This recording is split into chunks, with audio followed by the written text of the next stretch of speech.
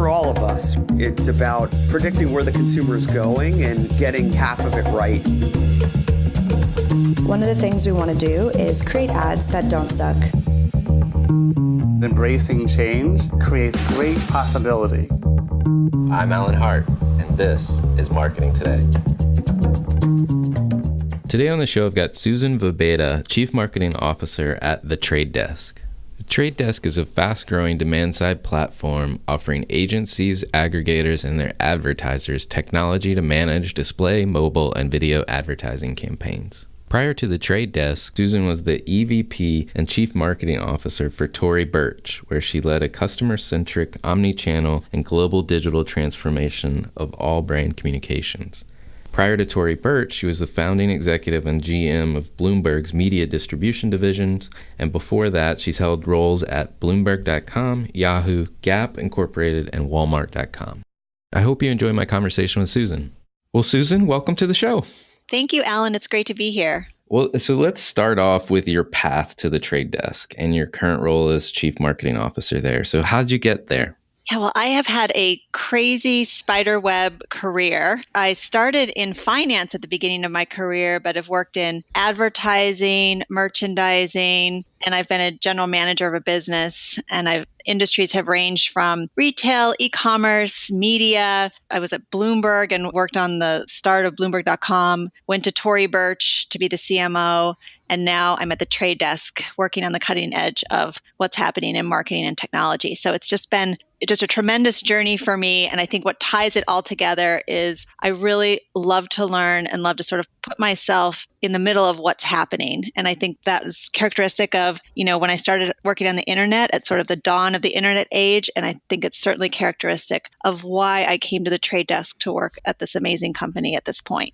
So did you set out to kind of manage your career that way? I mean, starting from finance and ending up in marketing is one big transition, but were you always kind of looking for this, I hate to say this because you've got a fantastic career, but a little bit of a zigzag career, right? Exactly. It's been a zigzag. And I just didn't expect that to be the case. When I started, I was in finance and I changed careers at 24. I started meeting people in advertising and just couldn't believe I was in Chicago at the time, and I couldn't believe that all these people I was meeting were going to focus groups and figuring out what was happening with people and then flying to Los Angeles to go on TV shoots. And I just thought I would do that without being paid. I thought it was so cool.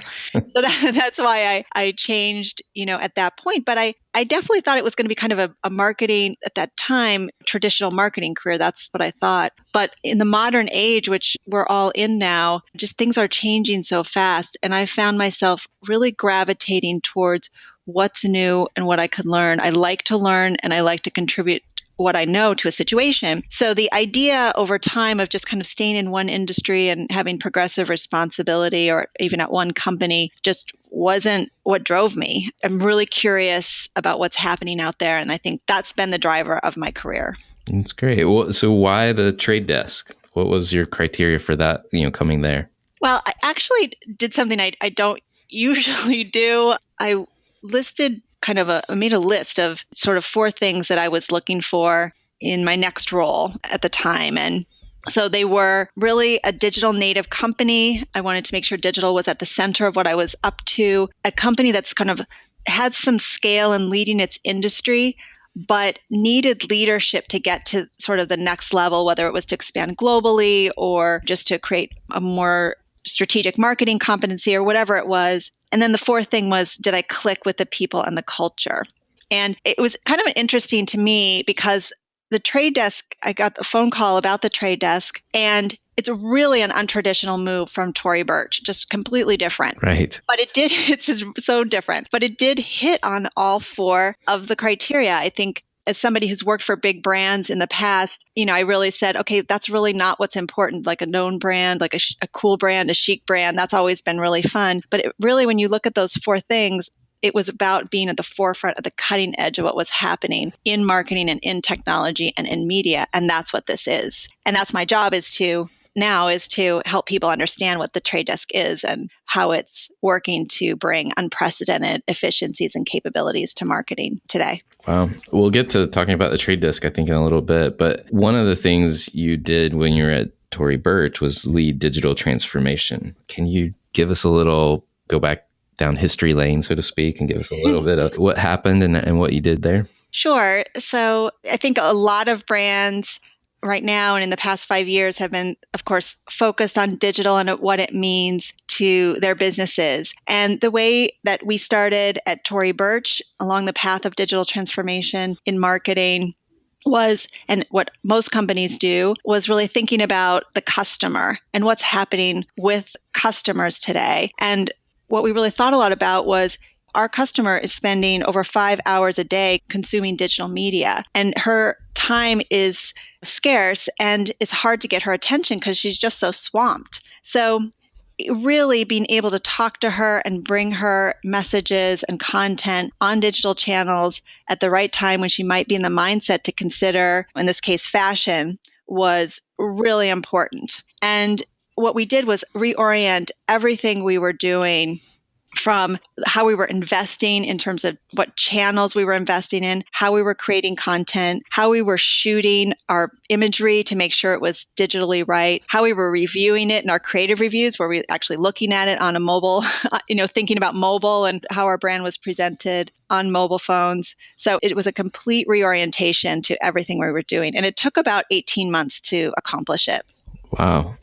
But just following up on that, I mean, you talk about shooting for digital and things like that. Were you thinking about turning these assets into highly leverageable assets, meaning, so you could use them in a multitude of ways? I mean, was that the burning desire, or were you really focused on specific channels? Does that make sense? Yeah, it makes a lot of sense. I think a couple things. First, this digital transformation was a digital first strategy. So it wasn't that we would create an asset or an idea and take a picture that was just for digital, but it needed to be digital first versus digital last, which is kind of how it was like a company before digital transformation. That's sort of how it can be. Right. So, an example for a fashion company is if you are a catalog or direct mail piece is your primary marketing vehicle, you're shooting head to toe vertical imagery, and that's what you're shooting. And that's not necessarily how to tell stories, the best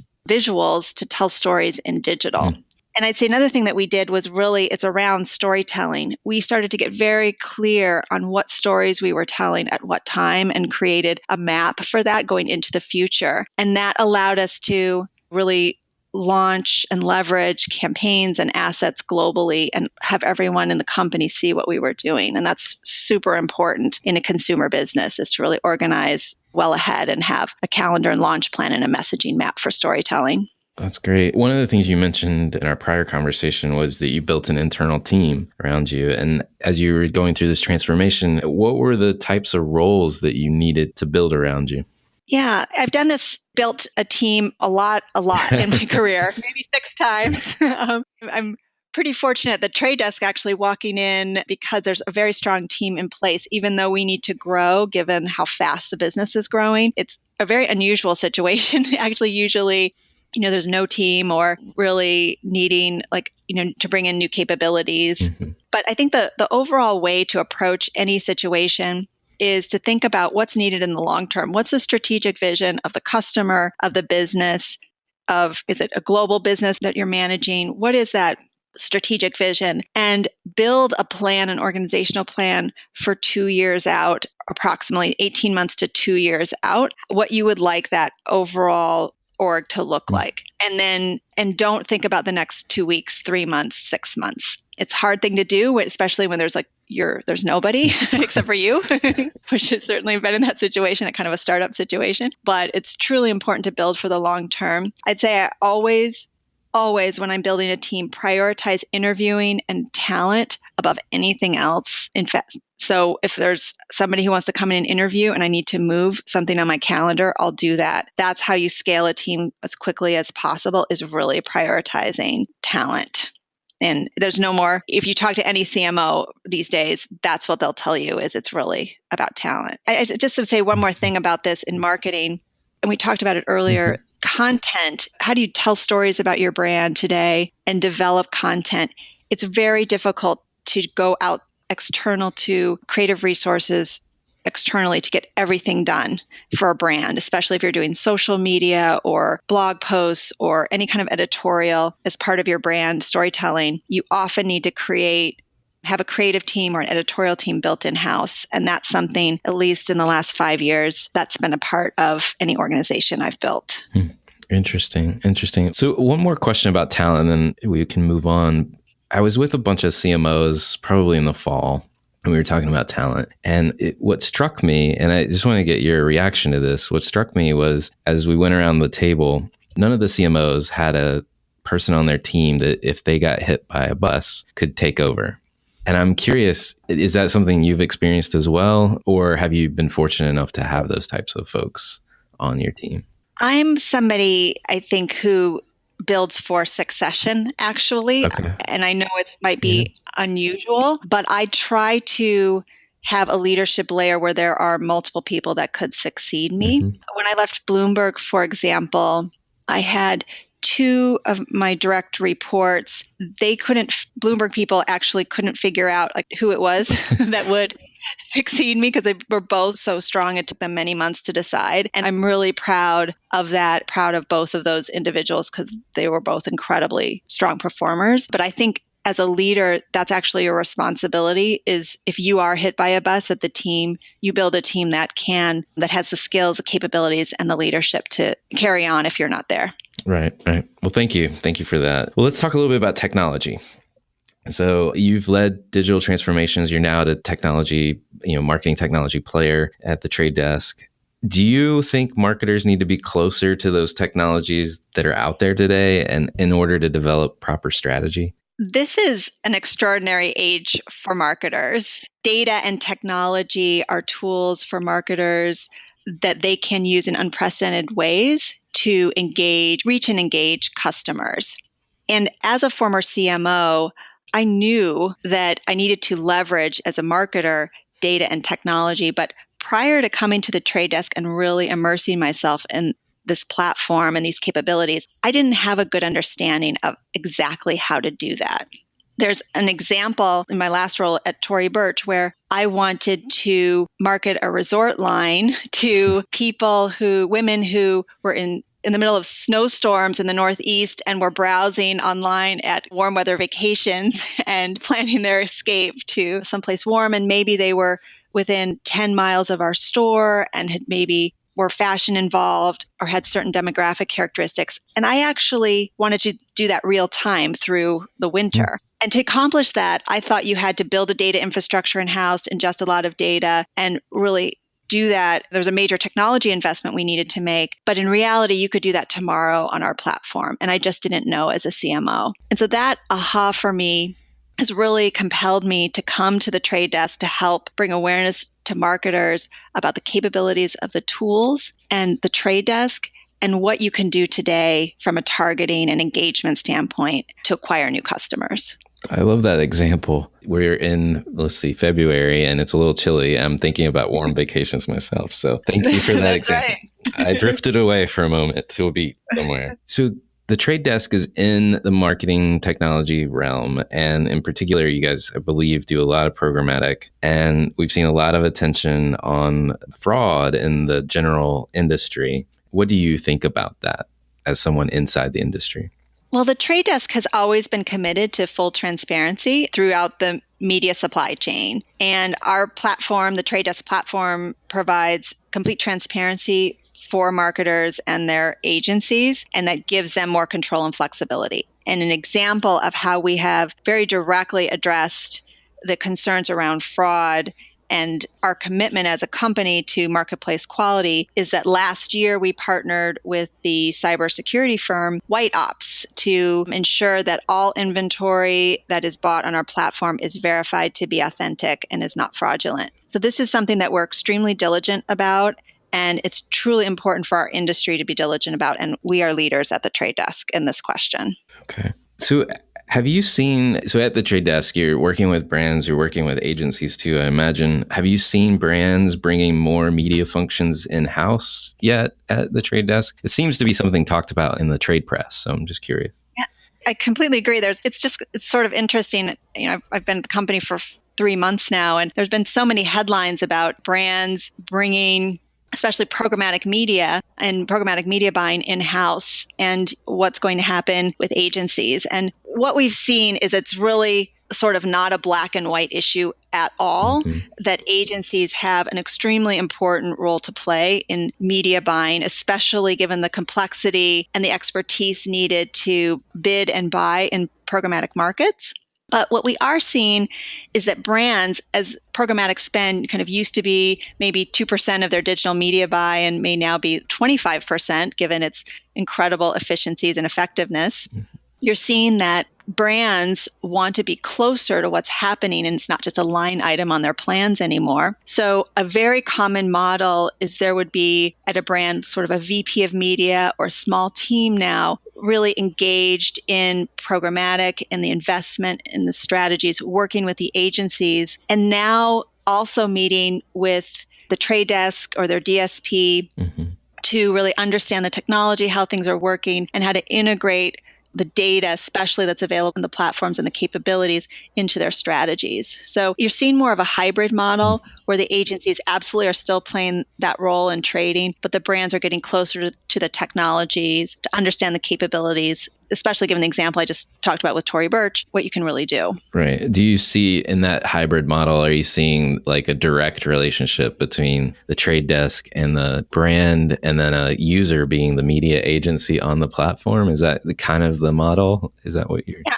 I think there's still a very strong relationship between the agencies and the trade desk, certainly. But brands sometimes now are asking for MSAs or to really engage with us more directly. And I think just knowledge and attention from everyone, the agencies, the marketers, that helps make our capabilities leveraged even further into strategically, and the ROIs improve over time, which is what is a really important objective of marketers, is to improve efficiency. And this is a platform, this is a capability programmatic because you can target customers across devices, across media platforms, really manage the customer journey. It is the enablement of customer engagement and customer journey management.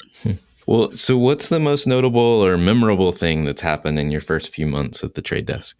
Well, yeah, so that's a really great question. I've had a very interesting first 3 months. So this is an incredible company. I mean, we didn't talk about the culture yet of this company, but it's extremely special. And I've worked in a lot of places, but this company is connected in a way that I don't think I've seen before.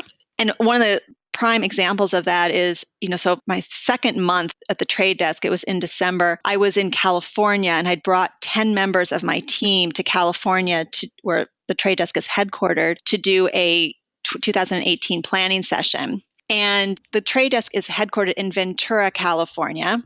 And we were there the night of December 4th, 5th, when the Thomas Fire, which is the largest wildfire in California history, it broke out. And if you know about the Thomas Fire, what happened is it started in the sort of the hills in back of downtown Ventura, and then quickly, given the 80-mile-an-hour winds that night, swept over the hills and down into Ventura very, very rapidly. And it was just a very devastating situation for many people in the town, and certainly over the next couple of weeks in California. But we were in the hotel. There's a hotel right on the water in downtown Ventura. And I was dead asleep at sort of 1:30 in the morning that night. And I got a call from someone on my team.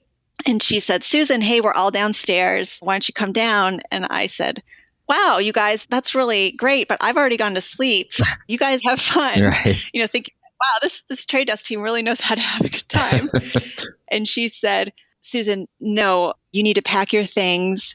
There's a fire, the power's out, you need to come down. We're all downstairs in the lobby." And having just read about the Napa fires in great detail, because I used to live in San Francisco, it just scared the bejesus out of me. Right. Sure enough, the power was out and it was smoky, and I kind of grabbed what I could and went downstairs, and I had to go outside, and there were sort of 80-mile-an-hour winds. It was crazy. Wow. It was a very difficult first hour, I would say, for us, because you could see the fire advancing in downtown Ventura and coming our way, and we didn't know what was happening. And, there was no news reports because it was the first night. But where we did get information was our Slack, our company Slack, and Twitter. But notably, our company was completely in touch with each other and where everyone was, what was happening, who needed help right away. There were certainly a couple of people in our company who unfortunately were in very dire situations, who lost their homes. They're fine, but they lost their homes. And this was a tribe in action that night. I just can't even describe how it was a group of people that were definitely a we, and we were taking care of the community. There were people who actually drove to find us and help us understand that we could drive out to Los Angeles that night because we just didn't know. But it was just a very memorable start and has bonded in a way me to this group of people in a way that I could have never expected. So truly a memorable night and a very, very special company. Yeah, no, it's a great story. Thank you for sharing. So you talked a little bit about the culture, and obviously this is a great testimonial to the culture at the trade desk. Can you tell us what attracted you to it to begin with? Like, what was it that you saw or felt that gravitated towards the company?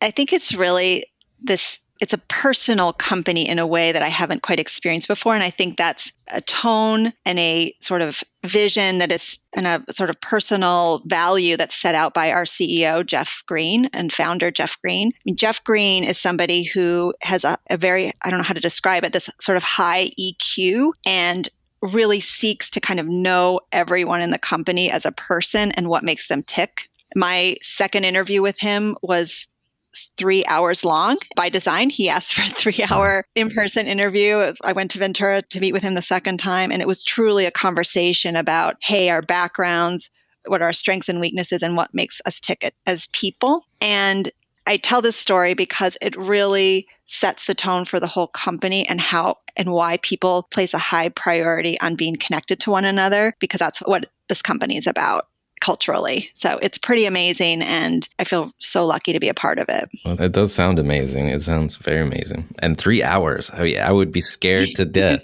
It was a 3-hour sushi lunch. Wow. Well, at least there was something to eat occasionally, so you could think on your feet. Exactly. We had to spend some time on the complications of sushi to give myself time to figure out how to answer the next question. Right. Yeah. Well, so you've worked in fashion, media, technology, retail. Are there any common truths across those industries? Yeah, it's all about the customer today. The consumer's in charge. And it's just because of the fragmentation of media, because she's so busy, because how we're living our lives is actually changing really fast. You think about fashion, the role of fashion and apparel, it's very different than it was 10 years ago, I think, with the casualization of wardrobe and how we're living our lives. So the customer is in charge. You need to understand her or him. You need to think about how you can do to really engage on a relevant, personal, emotional level with customers. And that's true for the Trade Desk as a brand, a B2B brand, as well as a B2C brand. The Trade Desk, one of its major competitive, strengths is it's a very high level of service and relationship company. So kind of what I talked about with the culture really extends to the relationships we have with our clients and our commitment to being there when they need us. We have a development cycle from a technology standpoint where we can quickly do things that benefit our clients that they're asking for and really serve them in ways that others can't. And that's just truly important because our clients are in charge, the customer is in charge. Nice. So one thing I like to do in these interviews is step back and learn a little bit more about the individual. And it's important to me to know who they are as a person. So one of the... Ooh, you sound like my boss. Exactly. I don't know that we'll have 3 hours, but maybe 3 minutes. But, Sure. Is there an experience in your past that you think defines or makes up who you are today? Yeah, I go back to when I changed careers when I was 24, I think is a sort of a seminal moment in my life. I had no idea I could actually change careers or go into advertising or anyone would even want to talk to me about it. It was a recession. I was in Chicago and I started knocking on doors saying, hi, I work in finance. I'm an investment banker, but I'd like to work in advertising. And, maybe a person talked to me for a few minutes and then said they had to go, or, that there weren't many positions and I maybe had an interview, but I just kept at it. And I ultimately sent the right letter to the right person at Leo Burnett, and she passed my resume to the recruiting team and they brought me in for a screen and I got past the screen and then I went into the full round and I got hired. And I think it's what I learned from that is you can kind of make anything happen, I guess. And I have kept that optimism with me throughout my career, which is, I think, maybe why I go in pursue opportunities that aren't traditional, and I don't know things about the companies or the businesses that I am working in at first. And I'm willing and excited to do that, to kind of challenge myself in that way and know that I have something to bring to the table, but also that I'm going to learn a lot. And that's been a driver of my career. It's been pretty great, this sort of optimism and just trying something new and taking a risk. That's great. I love that quote too. You can make anything happen. Yeah. Isn't that great? It is. It is. So what fuels you? What drives you? So at work, I think being in business, the thing that's most rewarding for me these days is helping my team to succeed and seeing especially young people learn, grow, just deliver, be successful. And the excitement around that is so much fun for me. So as a leader, as a CMO, I really think my job is to help my team be successful, to be a great coach, to be a sounding board, to help educate. Another thing is that I was the beneficiary of Leo Burnett's training program in marketing. And there were a lot of great training programs in packaged goods or in advertising agencies a couple decades ago. And those training programs aren't around as much anymore. So education on the fundamentals of marketing is something I also really try to give my team, because it's kind of I don't want to say it's a lost art, but it's not as accessible as it was at one time. That's very true. That's very true. Are there brands or companies that you follow or you think other people should be taking notice of? I always think of my own experience as a consumer when I'm asked this question. So, hey, what are some great brands? Yeah. And there's definitely some great brands in my life right now. And I'd say the first one is SoulCycle. I've become really, really into the whole SoulCycle experience in the last couple of years, and just watch them deliver something that's truly unique in the marketplace, where I go to a SoulCycle class and I feel connected to people in that class and kind of one with them, if you will. Even if I don't really talk to anybody, I just feel like I spent some time with a whole bunch of people doing something really healthy. And I love that. They've also just done with Trey Laird and Laird and Partners, SoulCycle has just started advertising and has done some work that's really about the major benefits of SoulCycle, which are really about this connecting to yourself and connecting to others in a really positive way. And that the work really shows that, and it's pretty exciting work. So I've loved to watch what SoulCycle is doing. Another example is do you know the RX bar? The bars? Yeah, it's like 2 eggs. They have the ingredients listed. Right. Yes. I have one right here. It's 3 eggs, 6 almonds, 4 cashews, 2 dates, no BS. That's right. The package. And I don't know if they do any advertising or not. I've never seen it, but I am a devotee, because that's exactly what I want, is just like real food, and want it in a healthy way, no preservatives, and it spells it out. And it's just something it's just the packaging that does that for me, connects with me in that emotional way. And I'm very loyal to the brand. Although if they're listening, they could please bring back the chocolate mint flavor, because that went away about 6 months ago and I really loved it. But it's just the amazing power of a single marketing element is what that brand is about. And it's the packaging. That's awesome. I'm going to send them an email with this episode link.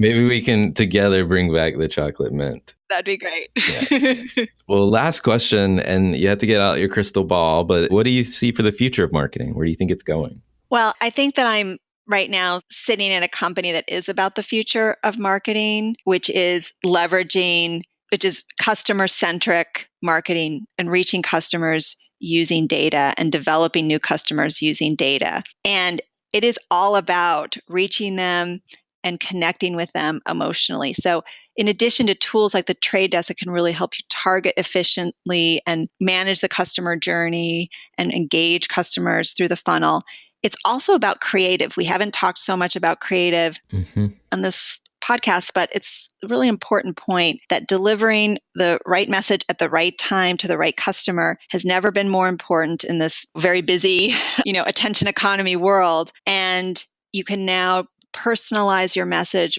in more ways given the tools. And it's just so important for companies to build that capability to connect emotionally. Well, I think that's a great point. And I'm glad that the trade desk was wise enough to hire someone like yourself. So kudos to them. That's really nice. Thanks, Alan. Thank you. Yeah. And I think you're right. I mean, there's so much talk about the use of technology in marketing to people, and it can go awry. But I think if you focus on the message, the people, like you talked about, the consumers in charge, and really honor that, I think you can use these technologies in pretty interesting, creative ways. So yeah, I totally agree. I'm looking forward to that too. Well, so thank you so much for coming on the show today. Thank you. It's been my pleasure. I've had a lot of fun.